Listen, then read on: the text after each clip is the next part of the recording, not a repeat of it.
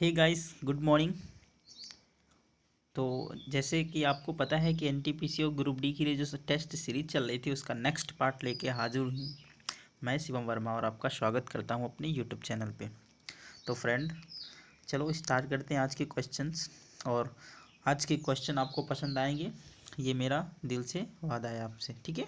तो आप लोग वीडियो में शुरू से लेकर अंत तक बने रहें और आप पूरे क्वेश्चंस को अटेम्प्ट करने की कोशिश किया करें। और ये वही क्वेश्चन है जो प्रीवियस ईयर में आए हुए हैं और आपको मैं डिटेल में इसकी जानकारी दूंगा, ठीक है।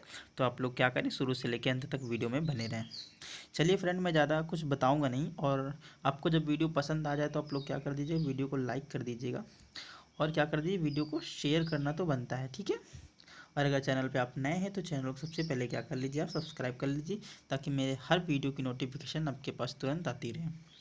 चलिए शुरुआत करते हैं। प्रश्न नंबर 86 क्या कह रहा है, भारत में यंग बंगाल आंदोलन, भारत में क्या कह रहा है, यंग बंगाल आंदोलन की शुरुआत किसने की थी। जो भारत में था वो यंग बंगाल आंदोलन था, उसकी शुरुआत किसने की थी। ए नंबर कह रहा है चार्ल्स विलिंग्स ने, बी हेनरी विवियन डेरिजियो ने, और सी कह रहा है विलियम जॉन्स ने, और डी लॉर्ड वॉरेन हेस्टिंग्स। तो इसका करेक्ट आंसर हो जाएगा, करेक्ट आंसर इसका क्या हो जाएगा, तो इसका आप लोग बताइए, 3 सेकंड है आप लोगों के पास।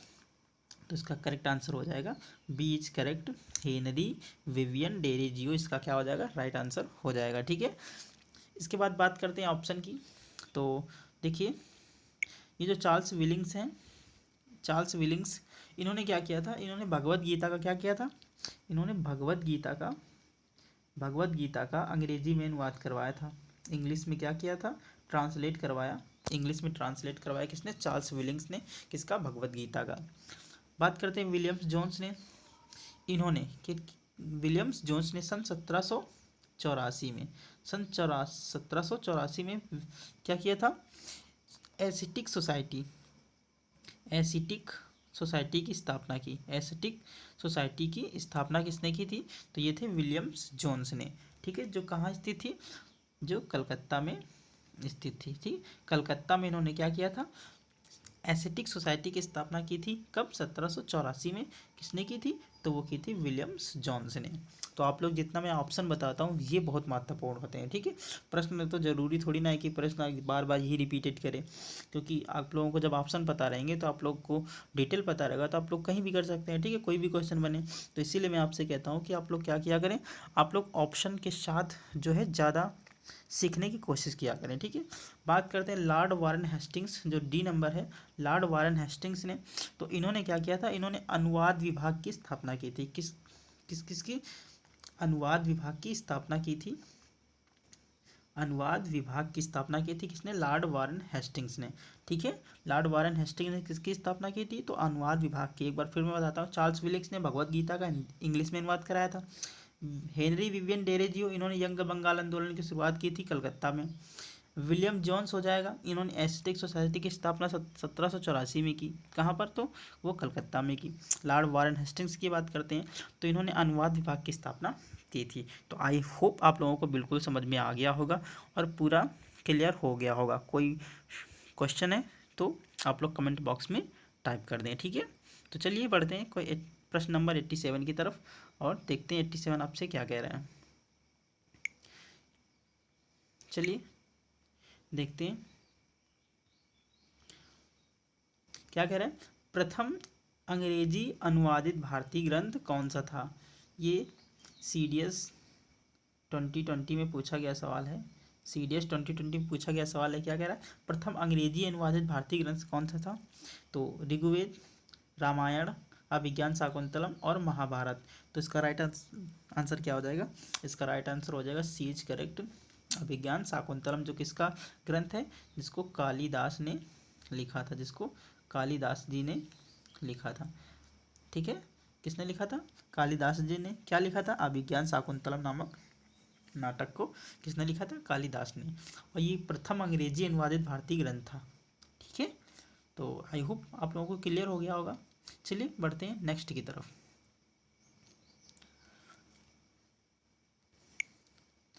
प्रश्न नंबर 87 हो गया है, बढ़ते हैं 88 की तरफ।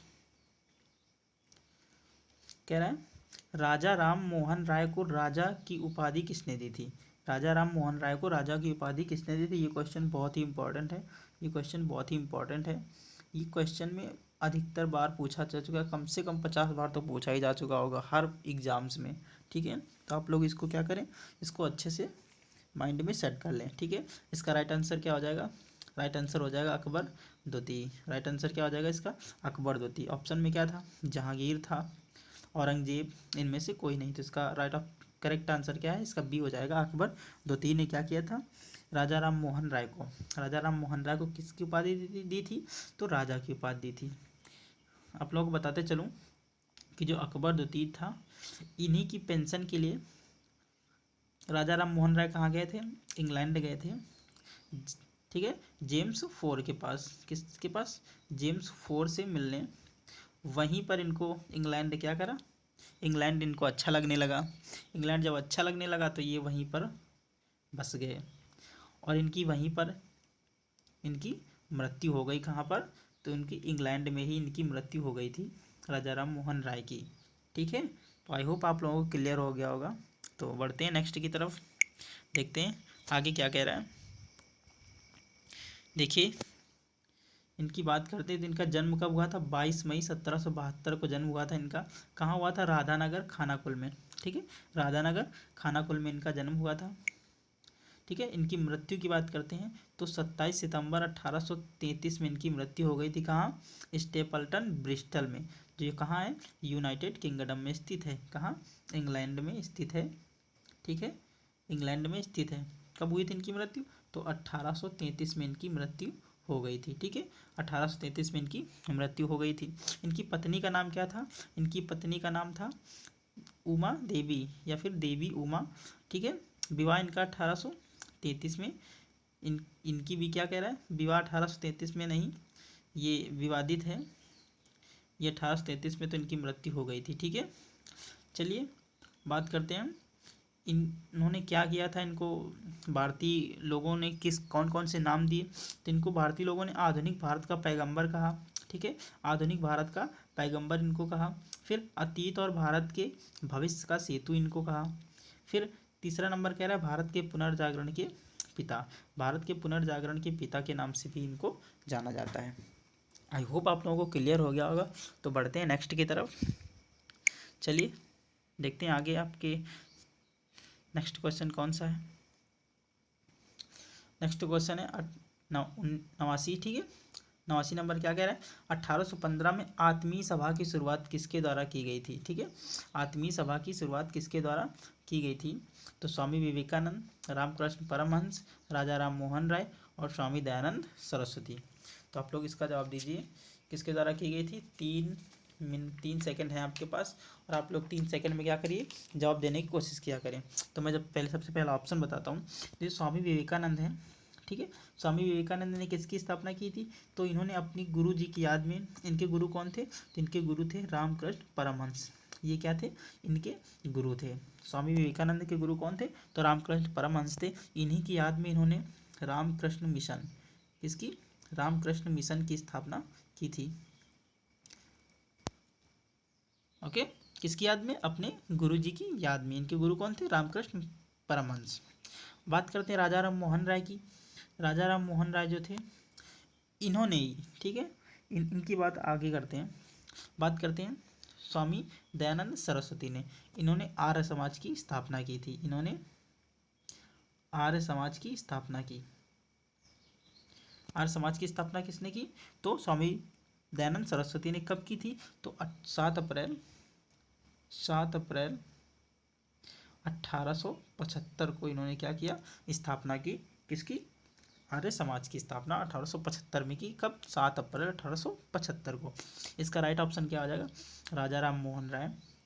इन्होंने क्या की थी? आत्मीय सभा की शुरुआत की थी 1815 में। चलिए देखते हैं, बात करते हैं राजा राम मोहन राय के ऊपर। अभी मैं राजा राम मोहन राय के बारे में सब कुछ बता चुका हूँ, तो ज़्यादा कुछ बताने की ज़रूरत है नहीं। इन्होंने क्या किया था? ब्रह्म समाज की स्थापना की थी। ठीक है, कब किया था? तो 20 अगस्त 20 अगस्त, ठीक है, 20 अगस्त 1828 को ब्रह्म समाज की स्थापना की, ब्रह्म समाज की स्थापना की। उसके बाद नेक्स्ट बढ़ते हैं 1817 में, 1817 में डेविड हेयर की सहायता से, किसकी, डेविड हेयर की सहायता से इन्होंने क्या की थी, इन्होंने कलकत्ता हिंदू कॉलेज की स्थापना की, कलकत्ता हिंदू कॉलेज की स्थापना की। कलकत्ता हिंदू कॉलेज की स्थापना कब की, 1817 में। उसके बाद नेक्स्ट, उसके बाद इन्होंने क्या किया 1825 में, 1825 में इन्होंने वेदांत कॉलेज की स्थापना की, वेदांत कॉलेज की स्थापना की 1825 में। तो ठीक है, तो बढ़ते हैं क्वेश्चन नंबर नेक्स्ट की तरफ। आई होप आप लोगों को क्लियर हो गया होगा। देखते हैं आगे कौन सा क्वेश्चन है। ये देखिए, इसका एक्सप्लेनेशन है थोड़ा आपके द्वारा। देखिए, राजा राम मोहन राय 20 अगस्त 1828 को ब्रह्म समाज की स्थापना की, ठीक है। इन्होंने कब, 20 अगस्त 1828 को ब्रह्म समाज की स्थापना की। 1817 में डेविड हेयर की सहायता से कोलकाता हिंदू कॉलेज की स्थापना की। किसकी सहायता से, तो डेविड हेयर की सहायता से कोलकाता हिंदू कॉलेज की स्थापना की। फिर इसके बाद 1825 में कोलकाता वेदांत कॉलेज की स्थापना की, कब, 1825 में। तो ये बहुत ही इंपॉर्टेंट है, आप लोग इसका स्क्रीनशॉट ले सकते हैं। तो चलिए मैं बात करता हूँ नेक्स्ट क्वेश्चन की। तो आप लोग इससे क्या करिए, आप लोग शुरू से लेके अंत तक वीडियो में बने रहें। और हाँ, अभी आने वाले दिनों में एयरफोर्स का एग्ज़ाम लगा है, उसके लिए मैं प्रिपरेशन जो करवा रहा हूँ उसके लिए बहुत ही हेल्पफुल जीके मैं करवा रहा हूँ। तो आप लोग क्या करें, इसमें शुरू से लेकर अंत तक बने रहें और ज़्यादा से ज़्यादा वीडियो को किया करें, शेयर किया करें। चलिए बढ़ते हैं नेक्स्ट की तरफ। देखिए क्या कह रहा है, ये बहुत ही इजी क्वेश्चन है और ये काफ़ी बार पूछा जा चुका है। क्या कह रहा है, एनी बेसेंट मूल रूप से कहाँ की निवासी थी, एनी बेसेंट मूल रूप से कहाँ की निवासी थी। तो ये कहाँ थी, इंग्लैंड, आयरलैंड, दक्षिण अफ्रीका या इनमें से कोई नहीं। तो इसका राइट ऑप्शन क्या हो जाएगा, इसका राइट ऑप्शन हो जाएगा बी, आयरलैंड की। ये मुख्य रूप से कहाँ की निवासी थी, ये आयरलैंड की निवासी थी। चलिए देखते हैं एनी बेसेंट के बारे में। इन्होंने एक एक एक सोसाइटी थी, उसका नाम क्या था, उसका नाम था theosophical society, theosophical society, theosophical society थी। उसकी स्थापना कब हुई थी, उसकी स्थापना हुई थी 1875 में। 1875 में इसकी स्थापना हुई थी न्यूयॉर्क में, न्यूयॉर्क में 1875 में इसकी स्थापना हुई। न्यूयॉर्क कहाँ है, तो ये हो जाएगा अमेरिका में। इसी सोसाइटी से एनी बेसेंट जुड़ गई, इसी सोसाइटी से एनी बेसेंट जुड़ गई। कब जुड़ी, 1883 में एनी बेसेंट ऐसे किससे, थियोसॉफिकल सोसाइटी से जुड़ गई। इसके बाद इसका जो ये थियोसॉफिकल सोसाइटी थी, इसका भारत में मुख्यालय कहाँ था, इसका मद्रास में, मद्रास के अड्यार में इसका क्या था, मुख्यालय था। इसका मुख्यालय कहाँ था, भारत के मद्रास में अड्यार नामक स्थान है, वहाँ पे इसका क्या था, इसका हेडक्वार्टर था अड्यार में।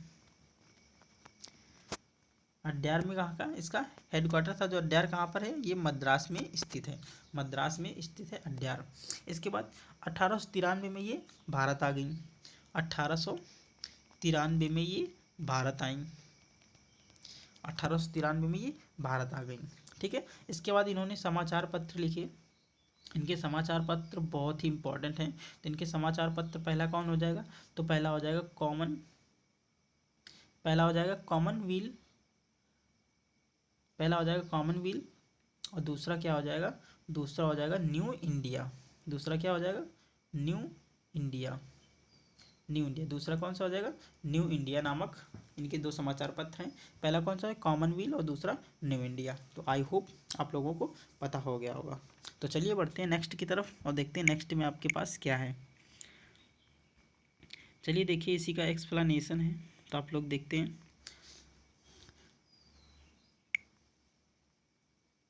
लिखा है 1875 में न्यूयॉर्क में थियोसॉफिकल सोसाइटी की स्थापना हुई। 1833 में ये क्या हुई, उस संस्था से जुड़ गई, ठीक है। 1833 में उस संस्था से जुड़ गई। इसके बाद इसका मुख्यालय भारत के अड्यार मद्रास में था। 1893 एनी बेसेंट भारत आ गई। इनके दो समाचार पत्र कौन थे, कॉमनवेल और न्यू इंडिया नामक इनके दो समाचार पत्र थे। तो आई होप आप लोगों को पता हो गया होगा। तो चलिए, आपको स्क्रीनशॉट लेना है तो आप लोग ले सकते हैं। और चलिए बढ़ते हैं नेक्स्ट की तरफ। तो फ्रेंड मैं आपसे फिर से एक बार रिक्वेस्ट करना चाहता हूँ कि आप लोग क्या करें, अगर वीडियो पसंद आ रहा है तो बिल्कुल से क्या कर दिए, शेयर तो करना बनता है यार, ठीक है। वीडियो को पूरा वॉच किया करिए, ठीक है। मैं ऐसे क्वेश्चन करा रहा हूँ जो प्रीवियस ईयर बेस्ड हैं, और अभी जो एनटीपीसी और ग्रुप डी के आने वाले एग्ज़ाम है, और एसएससी सीएचएसएल के लिए, एसएससी सीएचएसएल के लिए बहुत ही बेस्ट क्वेश्चंस हैं, ठीक है। तो आप लोग क्या करिए, शुरू से लेकर अंत तक वॉच करिए, और अगर आप चैनल पे नए हैं तो आप लोग चैनल को क्या करें, सब्सक्राइब करें, ठीक है। और अपने दोस्तों भी बोलें, दोस्तों से भी बोल दें कि एक बार चैनल को सब्सक्राइब करें और वीडियो को देखें, ताकि आपकी बहुत हेल्पफुल वीडियो है, ठीक है। चलिए देखते हैं, ये क्वेश्चन बहुत ही इंपॉर्टेंट है, और आप लोग क्या करिए, इसका जवाब देने की कोशिश करें। ये अभी क्या हुआ, ये सीडीएस में अभी हाल ही में पूछा गया था क्वेश्चन है, और अभी मैं सीडीएस का एग्ज़ाम दे के आया था, उसमें ये क्वेश्चन मुझे देखने को मिला, ठीक है। तो इसमें क्या क्या कह रहा है, सूची फर्स्ट को सूची 2 के साथ सुमेलित कीजिए, और सूची के नीचे दिए गए कूट का प्रयोग करते हुए सही उत्तर का क्या करिए, चयन करिए। सही उत्तर का क्या करिए, चयन करना है आप लोगों को। देखिए सूची फर्स्ट ये है, और सूची सेकंड ये है, और इसके कूट जो है ये नीचे दिए गए हैं, तो आपको कूट में क्या करना है, फिल करना है। तो देखिए साइक्लोन जो है, साइक्लोन जिसको बोलते हैं चक्रवात, साइक्लोन इंग्लिश में बोलते हैं, और हिंदी में क्या बोलते हैं, उसको चक्रवात बोलते हैं। तो साइक्लोन जो है वो कहाँ आता है, तो ये जाहिर सी बात है, ये इंडियन ओशियन में आता है। कहाँ पर, इंडियन ओशियन में, जिसको बोलते हैं हिंद महासागर। देखिए मैं मिला रहा हूँ, आप लोग क्या करिए, वैसे वैसे ही मैच करते जाइए। हरिकेन नामक जो, ठीक है, हरिकेन नामक जो तूफान है वो कहाँ पे आता है, तो हरिकेन जो है वो कहाँ आता है, तो ये आता है अटलांटिक महासागर में।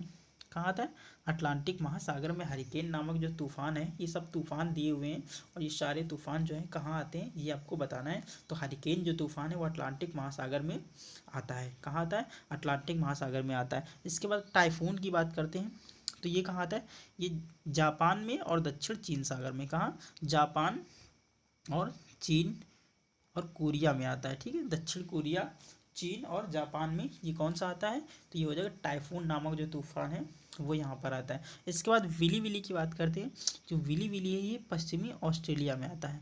कहाँ आता है, पश्चिमी ऑस्ट्रेलिया में आता है, ओके। विली विली कहाँ आता है, तो ये हो जाएगा पश्चिमी ऑस्ट्रेलिया में आता है। तो आई होप कि आप लोगों को पसंद आ गया होगा। तो चलिए देखते हैं, सबसे पहला क्या कह रहा है, चक्रवात 1 का 3 नंबर, 1 का 3 देखिए, 1 का 3 दो ऑप्शन में, ये तो दोनों कट जाएंगे क्योंकि यहाँ पर 1 का 3 किसी में भी नहीं है, तो ये दो तो पहले ही कट गए ना। इसके बाद बचे कितने, 2 बचे, तो इनमें भी देखिए, पहला तीसरा हो जाएगा, दूसरा हो जाएगा चौथा, पहला तीसरा दूसरा चौथा, तो ये भी कट गया, क्योंकि इसमें पहला तीसरा है, बी का दूसरा है, तो इसमें पहला पहला भी कट गया, बचा कौन सा, बी ऑप्शन बच गया। क्या हो गया, 3, 4, 2 और 1, ये आपका कूट बनेगा, और यही कूट आपको क्या करना है, टिक करना है। यही आपको कूट क्या कर देना है, टिक कर देना है। तो चलिए बढ़ते हैं नेक्स्ट की तरफ, और क्वेश्चन नंबर 92 की तरफ देखते हैं, 92 आपसे क्या कह रहा है।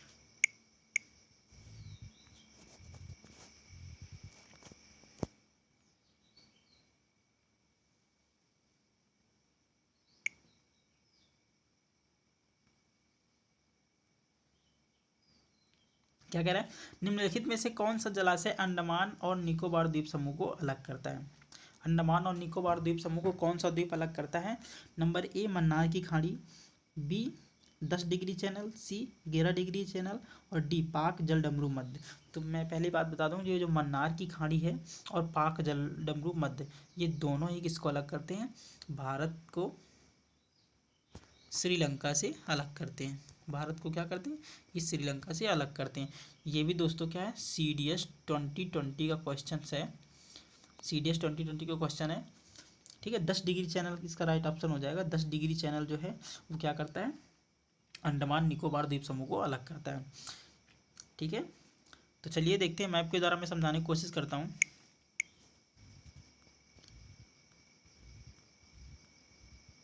ये रहा मैप दोस्तों, और ये क्या है, ये ऊपर का जितना सिराउदी है ये क्या है, ये नॉर्थ अंडमान है, और ये क्या है, साउथ निकोबार, ठीक है। ये क्या है, साउथ निकोबार है, ठीक है, ये निकोबार है। तो ये देखो, ये एक रेखा गई है, और ये इसको क्या बोलते हैं 10 डिग्री चैनल। ये क्या है 10 डिग्री चैनल है और यही क्या करता है अंडमान और निकोबार को अलग करता है। ठीक है, और यहाँ पर देखिए ये पूरा मैप है, ये विश्व का मैप है, ये वर्ल्ड मैप है और इसमें ये यहाँ ये जो जगह है ये अंडमान निकोबार द्वीप समूह की है। तो आप लोगों को अच्छे से दिख रहा होगा कि ये जो रेखा गई है ये 10 डिग्री चैनल बनी हुई है और ये ऊपर अंडमान है, ये नीचे निकोबार है। तो इन दोनों को अंडमान और निकोबार द्वीप समूह को कौन सी डिग्री अलग करती है? तो 10 डिग्री चैनल इन दोनों को अलग करेगा। आई होप आप लोगों को समझ में आ गया होगा। तो बढ़ते हैं नेक्स्ट की तरफ और देखते हैं नेक्स्ट क्वेश्चन में क्या है और वो क्या बात करना चाहता है। ये भी CDS 2020 का क्वेश्चन है। क्या कह रहा है? निम्नलिखित में से भारत का सबसे बड़ा भाषाई समूह कौन सा है? निम्नलिखित में से भारत का सबसे बड़ा भाषाई समूह कौन सा है?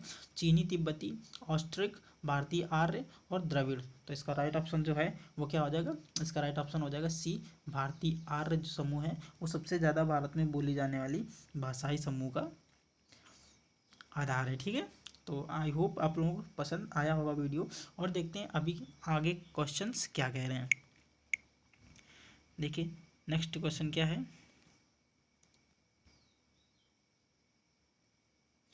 भाषा के आधार पर, ठीक है, भाषा के आधार पर देखते हैं कौन कौन से सबसे पहले आते हैं। सबसे पहले हिंद जो है, हिंद आर्य भाषा परिवार है जो अभी मैं बता चुका हूँ। सबसे पहले में आर्य परिवार आता है। ठीक है, फिर इसके बाद द्रविड़ भाषा परिवार आता है, फिर इसके बाद ऑस्ट्रो एशियाटिक भाषा परिवार आता है, फिर उसके बाद चीनी तिब्बती भारत में बोली जाती है, फिर अंडमान भाषा, अंडमानी जो भाषा है वो बोली जाती है। सबसे पहले हो जाएगा जो आर्य भाषा परिवार है वो सबसे पहले आता है। ठीक है, तो आई होप आप लोगों को पसंद आ गया होगा। तो देखिए सबसे पहले आर्य, फिर द्रविड़, फिर ऑस्ट्रो एशियाटिक, चीनी तिब्बती और अंडमानी भाषा का प्रयोग होता है भारत में सबसे अधिक। तो चलिए बढ़ते हैं नेक्स्ट की तरफ। ये भी क्या है CDS 2020 का क्वेश्चन है। अकबर के दरबार में निम्नलिखित में से किस विद्वान ने भास्कर आचार्य की लीलावती, भास्कराचार्य जो है उन्होंने, ये भास्कराचार्य हो जाएगा, भास्कराचार्य की लीलावती का फारसी में अनुवाद किया था। भास्कराचार्य की जो लीलावती थी उसका फारसी में अनुवाद किसने किया था? तो अबुल फजल फैजी, फतहुल्ला सिराजी और अताउल्ला रशीदी। तो इसका राइट ऑप्शन क्या हो जाएगा? B is correct. फैजी ने क्या किया था? लीलावती, फैजी ने भास्कराचार्य की लीलावती का किसमें? फारसी में अनुवाद किया था। चलिए बढ़ते हैं नेक्स्ट क्वेश्चन की तरफ। दिए गए राज्यों में कर्क रेखा भारत के किस राज्य से नहीं गुजरती है? कर्क रेखा जो है भारत के किस राज्य से नहीं गुजरती है? तो गुजरात, राजस्थान, त्रिपुरा और उत्तर प्रदेश। तो इसका राइट ऑप्शन क्या हो जाएगा? डी हो जाएगा, उत्तर प्रदेश जो है, उत्तर प्रदेश से जो है क्या कर्क रेखा नहीं गुजरती है। कर्क रेखा उत्तर प्रदेश से नहीं गुजरती है। बाकी जो भारत में कर्क रेखा है, भारत में कर्क रेखा है वो भारत के कितने टोटल 8 राज्यों से गुजरती है। टोटल 8 राज्यों से गुजरती है। देखिए मैप में बता रहा हूँ कौन कौन से राज्य हो जाएंगे वो। बड़ा कर लेते हैं। चलिए देखिए ये कर्क रेखा ऐसे जाती है,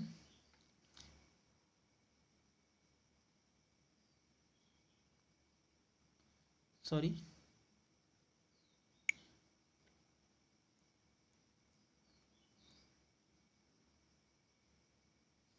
ये कर्क रेखा भारत के इतने राज्यों से होकर जाती है। तो कौन कौन से राज्य पड़ जाएंगे इसमें? सबसे पहला गुजरात पड़ जाएगा एक, फिर इसके बाद राजस्थान, फिर मध्य प्रदेश, इसके बाद छत्तीसगढ़, फिर झारखंड आ जाएगा और पश्चिम बंगाल। इसके बाद ये त्रिपुरा है, ये क्या है? त्रिपुरा हो जाएगा और इसके बाद मिजोरम हो जाएगा। टोटल टोटल कितने हो गए? 1 2 3 4 5 6 7 8। टोटल राज्य कितने हो गए? 8 हो गए। कौन कौन सा? गुजरात, राजस्थान, मध्य प्रदेश, छत्तीसगढ़, झारखंड, पश्चिम बंगाल, त्रिपुरा और मिजोरम। तो इसमें उत्तर प्रदेश कहाँ है? उत्तर प्रदेश, ये उत्तर प्रदेश है। तो उत्तर प्रदेश से कर्क रेखा नहीं गुजरती है। ठीक है, उत्तर प्रदेश से कर्क रेखा नहीं गुजरती है और जितने राज्यों से गुजरती है मैंने वो सब राज्य आपको बता दिए।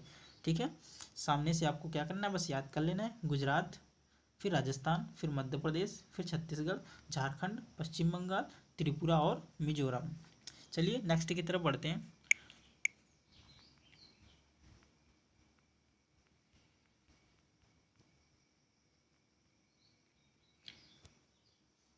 भारत की नेक्स्ट लास्ट क्वेश्चन ये 96। भारत की तीसरी सबसे बड़ी नदी कौन सी है?